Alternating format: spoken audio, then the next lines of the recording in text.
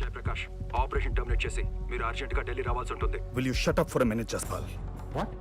ఈ entire operation white sand ఒక consignment number కోసం అనుకుంటున్నావా? ఒక షిప్మెంట్ పట్టుకుంటేనో ఒకటిని అరెస్ట్ చేస్తేనో సాల్వ్ అయ్యే ప్రాబ్లం కాదిది. గ్రాస్ రూట్స్ తో సహా తీసేయాలి. ప్రతి గ్యాంగ్ లో స్పైస్ ని ప్లాన్ చేసేది నేనే, వాళ్ళ ఇన్ఫర్మేషన్ లీక్ చేసేది నేనే, వాళ్ళ ప్రతి మూవ్ నాకు తెలుసు.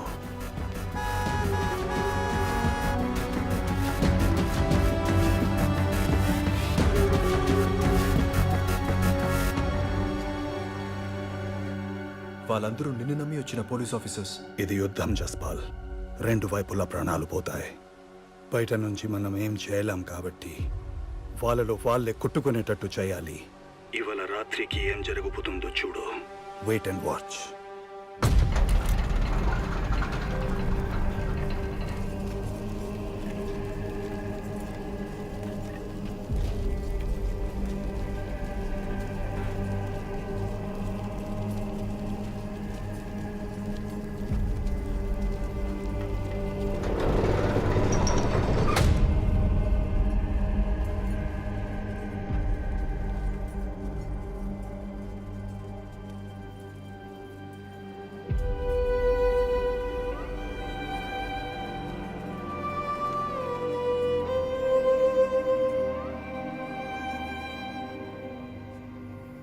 யாருமே பயப்படாதீங்க.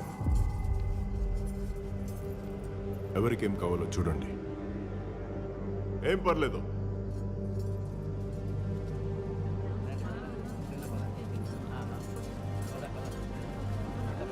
శివ,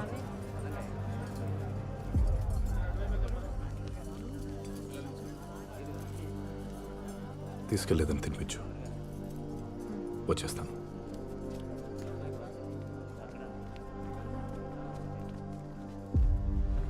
ஒரு 5 నిమిషం మాట్లాడాలి. సాపాడైనాక మాట్లాడొచ్చు. నీ కూడా వా. ಇಲ್ಲ సార్, ఇప్పుడే మాట్లాడాలి. శివ, நீ உள்ள உட்கார். முருகா,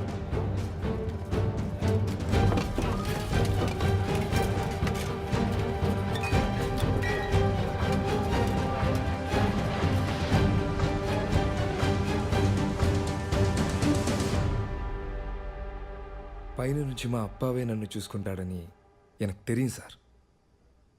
ఎక్కడి నుంచి తీసుకొచ్చాడో కరెక్ట్ టైంలో సెల్వా ఒక ముఖ్యమైన కబురు తీసుకొచ్చాడు.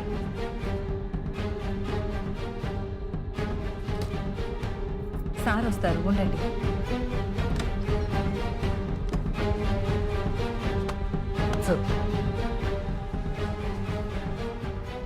నీ అసైన్మెంట్ ఇక్కడ అయిపోవచ్చింది సెల్వా. నువ్వు చేయాల్సిన లాస్ట్ పని ఒకటి ఉంది.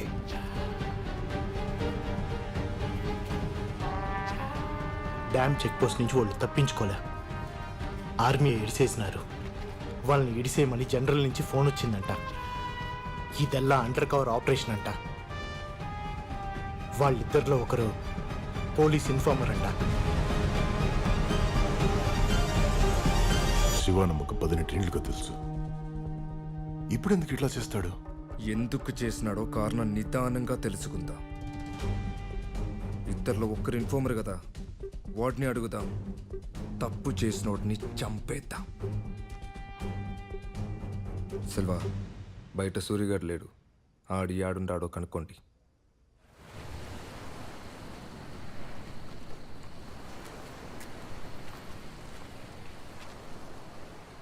అరే, వర్షం పడుతుంది అనుకున్నా.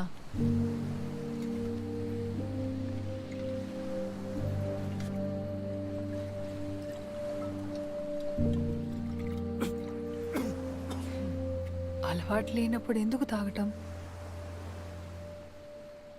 మా నాయన రోజు తాగొచ్చి మా అమ్మని కొట్టుడు చూసి నేను శివ జీవితంలో మందు తాగొద్దని కొట్టేసుకున్నా. ఇప్పుడు ఈ అన్యాయానికి గుర్తున్నాయో లేవో. అయినా నేనే ఎప్పుడు జరిగినాయి తలుచుకుంటా పాత జ్ఞాపకాలలో ఉండాలి.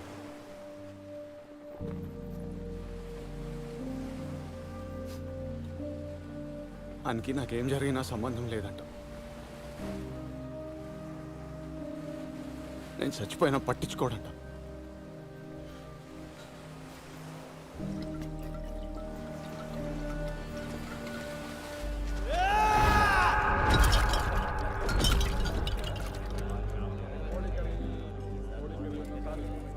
నేను తాగను.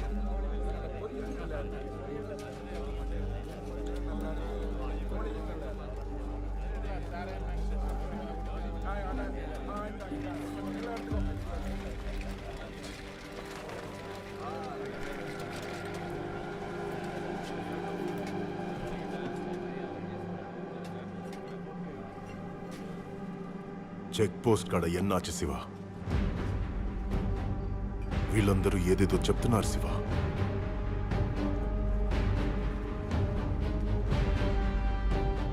మీ ఇద్దరిలో ఇన్ఫార్మర్ యారు?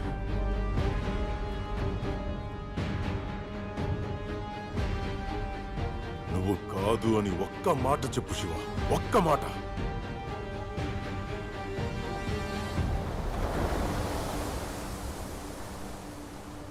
మీరిద్దరు పుట్టింది ఒకే ఇంట్లో అయినా పెరిగింది రెండు వేరే ప్రపంచాల్లో. నీకు తెలిసింది 18 సంవత్సరాల ముందున్న శివ. శివ నుండి నీకు ప్రమాదం లేదని కూడా ఖచ్చితంగా చెప్పలేము. నా మాట విని వెళ్ళిపో సూరి. వాడు నా అన్న. మీ ఎవ్వనికి వాని గురించి తెలియదు. ఏ ఒక్కనికి వాని గురించి మాట్లాడే అర్హత కూడా లేదు. మీ అన్న ఇక్కడ మోస్ట్ వాంటెడ్ క్రిమినల్, స్మగ్లర్. చిన్నప్పుడే మీ నాన్నని చంపి పారిపోయాడు. నీకు దేవుడు అవ్వచ్చేమో కానీ నిజానికి రాక్షసుడు మీ అన్న. రాక్షసుడు వాడు కాదు.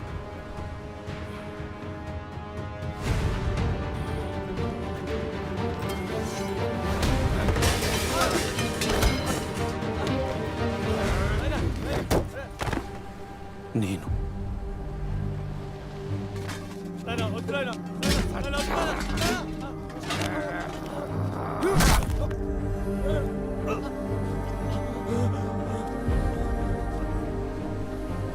మా నాయనని చంపింది శివ కాదు.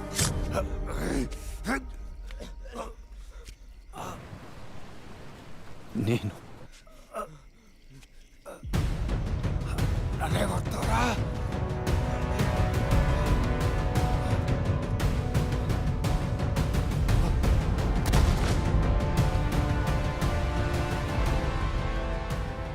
నేనుండే ఇల్లు, తినే తిండి, పీల్చే గాలి అన్నీ అన్నీ.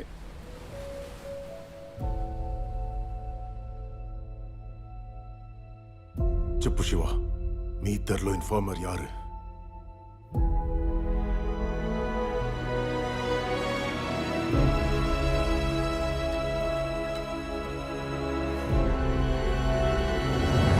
నేను.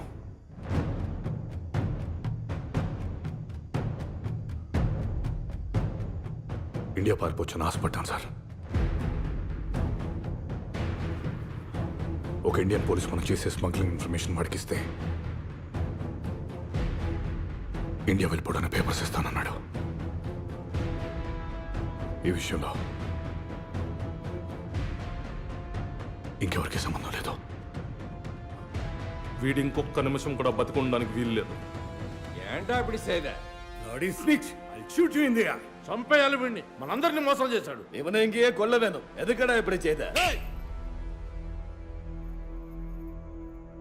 அமைதியாருங்க. நான் பார்த்துக்கிறேன்.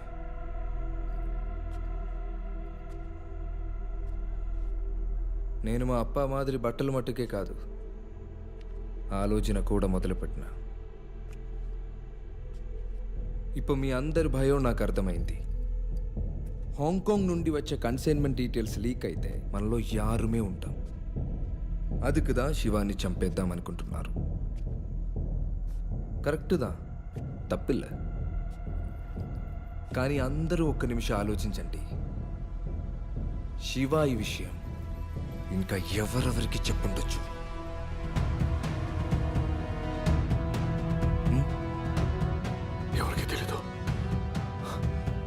ఈ విషయం గురించి ఎవరికి తెలుసు సార్ వెనక్కి తెలియ శివ. వాళ్ళకేం తెలుసు సార్ వాళ్ళందరూ అమాయకులు నిజంగా వాళ్ళకేం తెలియదు సార్. తినా నేనేం అడుగుతా అంటానంటే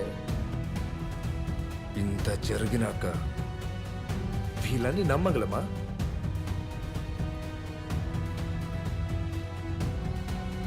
శివ ఒక్కడిని చంపితే సరిపోతుందా?